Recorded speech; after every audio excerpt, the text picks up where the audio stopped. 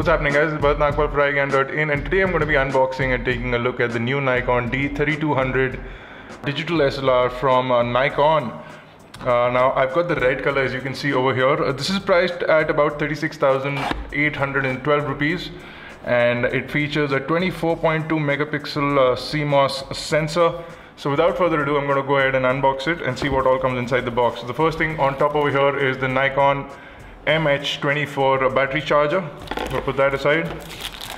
We have a disc in here along with some warranty information, so software disc with some warranty information. And I've got the camera over here. I'm going to put this aside.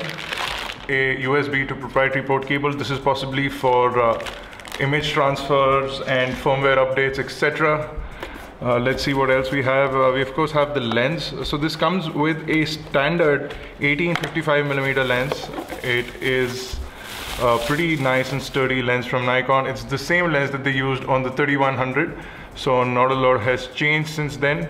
You do have vibration reduction, which is their version of anti-shake, and you do have a toggle for automatic and manual switch. Open it up and you will see that it's an f3.5 to 5.6 18-55mm lens. You can see the glass over here, and I can extend it all the way. Let's see if I can get some focus in here, and there you can see how it looks. Really nice AFS Nikon lens, 18-55mm Nikon DX. So I'm going to put that aside now, and then you have audio and video cable. So as you can see, we have the nice new cherry red color Nikon 3200. It's very nice and bright red color if you are into those sort of things. This camera will definitely get you some attention if you're a starting photographer. If you're a seasoned photographer, then you don't need the attention, so you can just get it for good looks if you think that it's a nice looker. So let's take a look at the body of the camera and see what all we have. So on the top over here you have a hot shoe mount, which is here. You also have an integrated hot shoe cover. You also have a pop-up flash that will fire whenever you need it. The microphone is located over here. You do have a mode selection dial, and you have a guide in that as well. So a programmed auto mode, shutter speed priority, aperture priority, full manual control, and then you have some scene modes, macro, moving shot. This is possibly for portrait. This is landscape.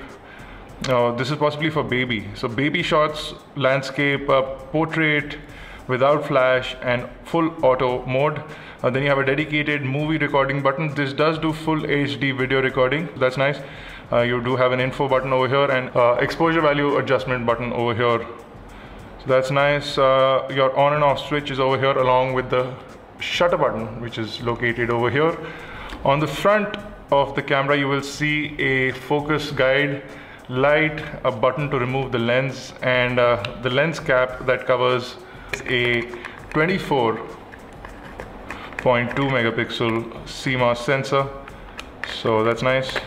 In fact, let's put on the lens. So the lens goes on like that, and that's what the camera looks like with the lens on. Fairly nice looker, and you can see that the lens doesn't extend a long way as opposed to some other cameras that have a very nice and long lens. So let's look at the back over here.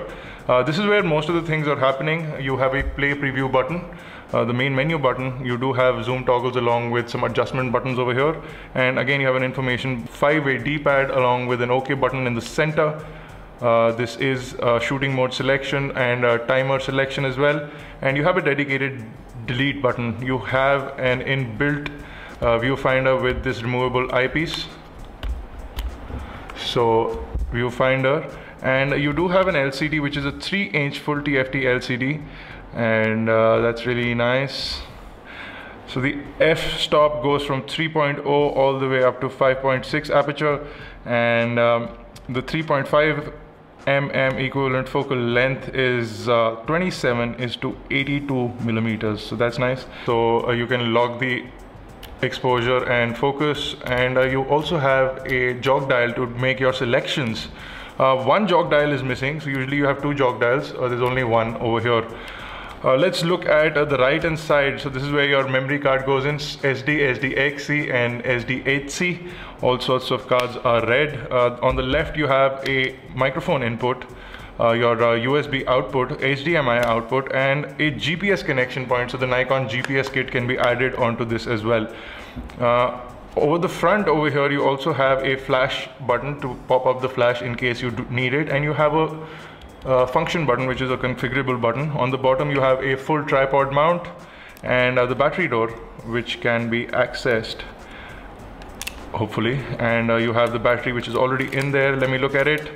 The battery is a 1030 milliampere hour battery, so a fairly nice capacity battery from Nikon.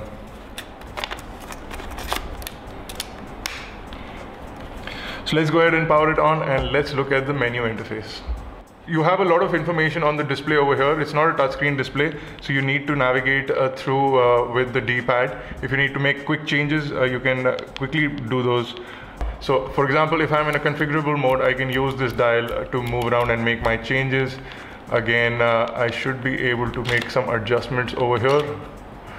So the LB button is to switch to a live viewfinder, so it'll show everything that's happening on the display over here. So I can switch from a viewfinder up here to a video on the screen before I click my images. So that's nice. So pressing the shooting mode or the release mode, you can select if you want continuous shot, single shot, or a timer shot, 2-second timer, or a 10-second timer shot. So you have an exposure compensation. Pressing this button will let you adjust the exposure compensation using the jog dial again. A bunch of things that can be set. You can quickly jump into the full menu. You have a full shooting menu. From here you can set picture control, image quality, image size, white balance, all those things that you need. And again, you also have a playback menu options, so you can set off your playback options. If you jump into the setup menu, again you have basic settings like monitor brightness, image quality, all those things. And if you get into recent settings, whatever you've changed around recently will also show up, so ease of access is there. You do have some movie settings in here as well. So if you go in, you can see we have a bunch of selectable frame rates. So 1080 at 25p or 24p, depending on what format you want. And then you have 720 at 50p and 424 at 25p. So all those video formats are available as well. Microphone settings, movie quality settings, all those can be set. Manual movie settings can be set. D3200 follows along the same lines with the D3100. It's really nice and has a nice grip over here. It lets you hold the camera comfortably, and you can see the pop-up flash over there. The camera is slightly cheaper than its competition and has a higher megapixel value than the competition as well. But if you are a professional photographer, or even if you are a seasoned photographer, you will know that megapixel really doesn't matter when it comes down to clicking images.